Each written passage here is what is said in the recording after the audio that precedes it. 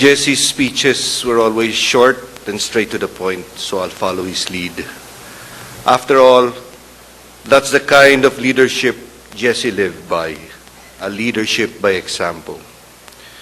Jesse was already practicing good governance even before good governance became a political catchphrase.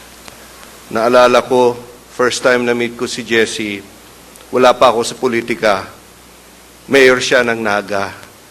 Pumunta ako sa City Hall, may kailangan ako, at hinanap ko yung mayor's office. Nandun yung mayor's office, nakabukas ang pintuan, wide open, and the mayor's office was full of people, all waiting their turn to talk to the mayor. And in the center, nandun si Jesse with a conference table, talking to a group of persons. Everything was done openly. Anybody could see him. No need of appointments, no red tape, no cordon sanitaire. Just plain, simple Jesse, humbly practicing transparency and people participation and good governance. A true public servant.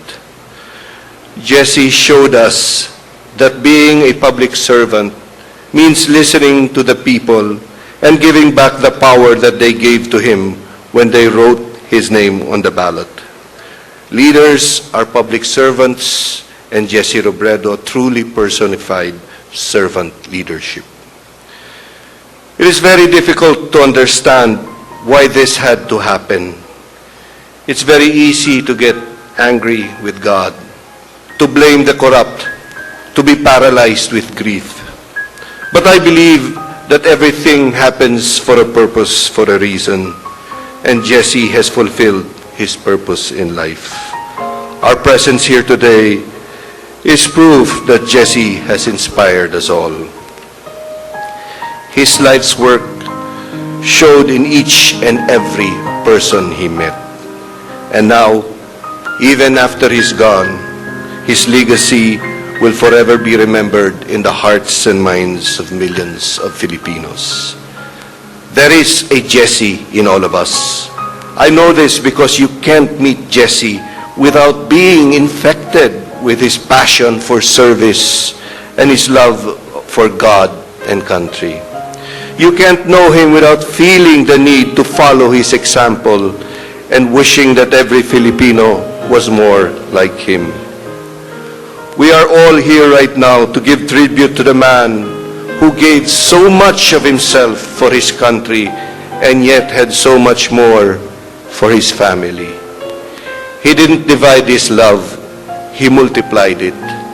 And that's what we should do to honor him. I think Jesse would love seeing his work multiplied. After all, he was all about empowering people. He already did his part. It's our turn now to continue what he has started. To Lenny, Aika, Patricia, Jillian, Jesse's family and relatives, thank you for sharing Jesse with us. We know that the reason why your husband, your father, your brother is well loved, it is because you loved him first and inspired him to be what he is. I believe you are the reason he got up every morning to make our country a better place to live in. His skills and intelligence made him a good worker, but your love made him a great man. For that, the whole country thanks you. To the rest of us here who have been blessed in knowing Jesse, I believe we owe it to him to finish what he has started. Death is not necessarily the end, especially for Jesse. He continues to live in every one of us. Jesse may be gone here on this earth, but let's continue his legacy. It's our turn. The Jesse Robredo I knew, the Jesse Robredo who always believed in the power of the people, wouldn't have it any other way. Jesse, You have made us proud to be Filipinos. Now, it's our turn to make you proud. Thank you, and God bless us all.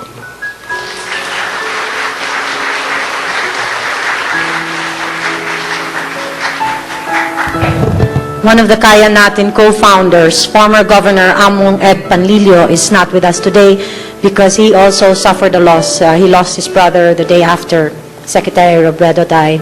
And he has sent a short video, if I may call your attention to the screen, please, for the family.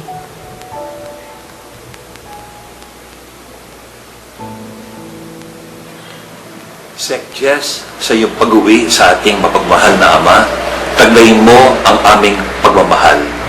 Kami sa Kaya Natin ay mapalad sapagkat naging kaisa mo at nakasama mo sa pag-aalay ng buhay para sa pagpapaangat at pagpapaunlad ng ating inang bayan. Ako po'y nakikiramay kay Atty. Lenny, sa buong pamilya at sa lahat ng nagmamahal kay Sec Jess Robredo.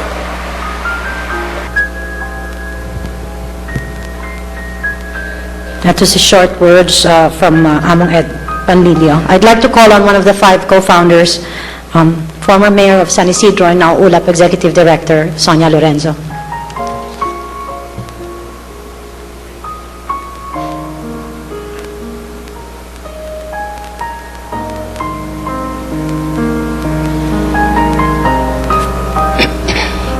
The first time I met Jesse was when we had, that was 2004. Mayor pa kami pareho. He was Mayor of Naga and I was a Municipal Mayor of San Isidro, Nueva. During the workshops of LGU, sa ano yata yun, sa Visayas. Kasi pag nagkakaroon ng workshop ng LGU, iniimbita kami pareho. Siya sa education, ako sa health. Lagi kaming team. So, and that was the first time I heard him. Ang ganda ng kanyang ginawa. Na-intimidate ako. Sabi ko, ang galing-galing niya. Eh ako susunod na magsasalita. He was so good. That was the first time. But that talk, yung nadinig ko sa kanya, after that, nag-usap kami, tinanong ko sa kanya, Mayor Jesse, sabi ko ganun, ang ganda ng ginawa mo. Tapos nadinig din niya ako. Sabi niya, maganda din yung senior. Alam mo, palagay ko dapat magkasama talaga ang education at health. Palagay ko dapat mag-integrate ang health and education. So that when I went back to San Isidro, we did an assessment and we started integrating health and education. Kasi sabi niya, kailangan sa education ang health. So it became a milestone in our, now, in the LGUs. Tapos mayroon pa siya sinabi na hindi ko makalimutan. Sabi niya, don't ask what you cannot do yourself. Don't impose values that you don't live out. Ito kasi, pagka mga LGUs ang kanyang kausap, yun sa aming mga workshop, parati itong sinasabi niya. Sabi niya, hindi kayo pwede magturo ng hindi niyo pinag-aaralan. At hindi kayo pwedeng mag-expect ng values kung sa ikayo mismo ay hindi sumusulang magandang value. Pagkatapos na susunod kaming nagkaroon ng magandang pag-uusap ay sa Kaya Natin. When Harvey K. invited me to join Kaya Natin, iniharap niya ako kay Governor Grace, kay Governor Among, at saka kay Secretary Jesse Padaka. Sabi ko sa kanila, hindi yata ako pwede sa Kaya Natin. Kasi malalaking tao yan eh.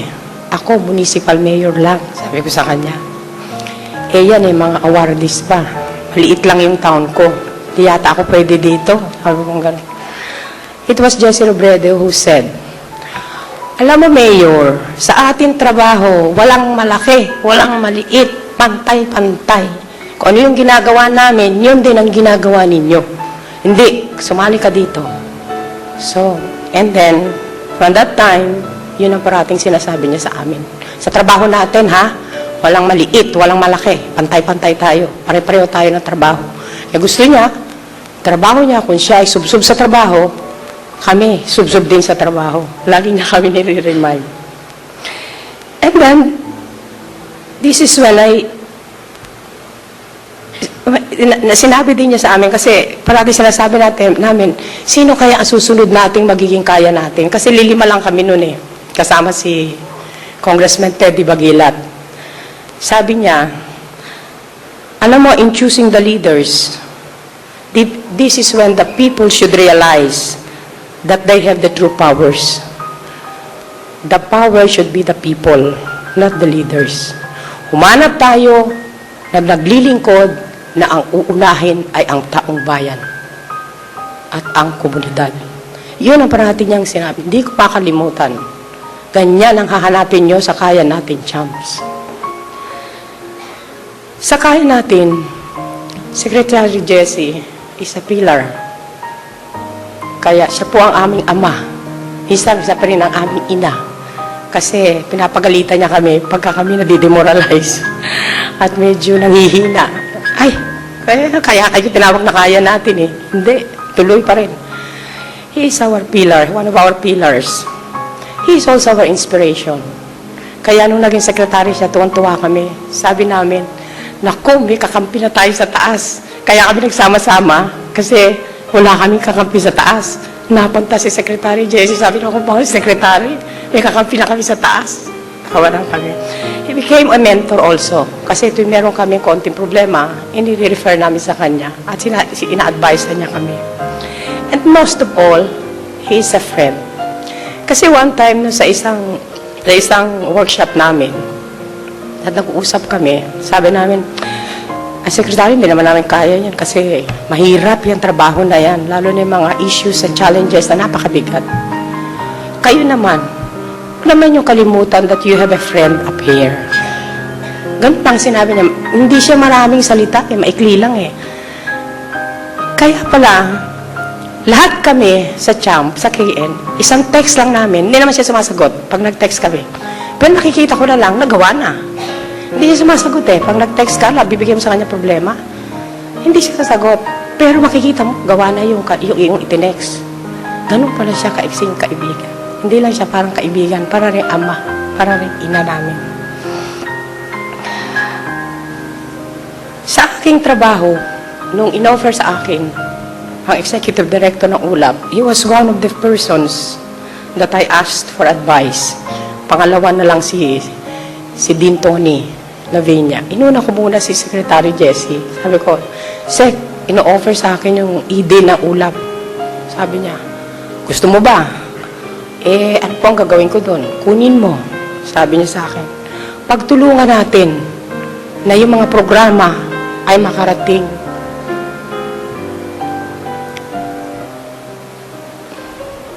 Makarating sa tao, sabi niya.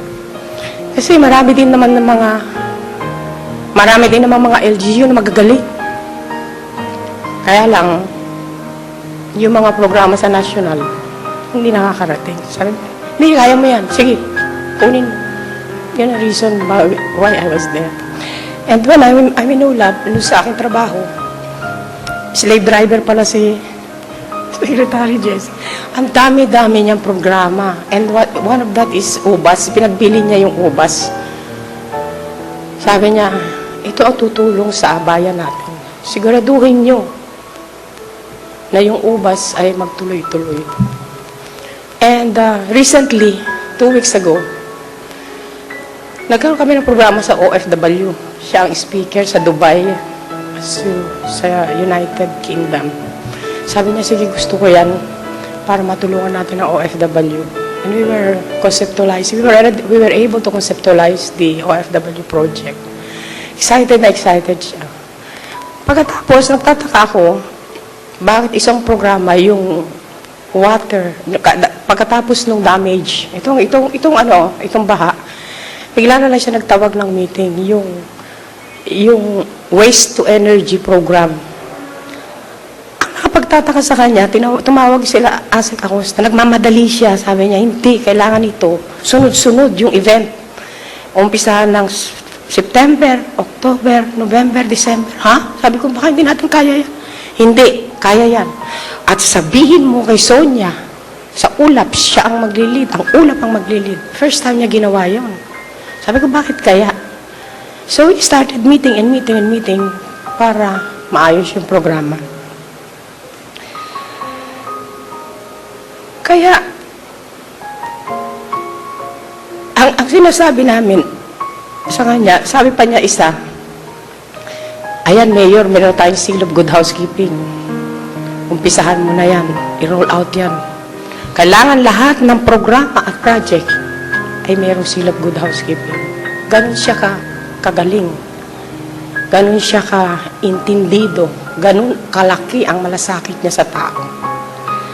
In conclusion, I would like to end by quoting yung article ni Marisa Lerias sa ang aming Kaya Natin Core Group Volunteer. Hindi ko makalimutan itong sinabi niya.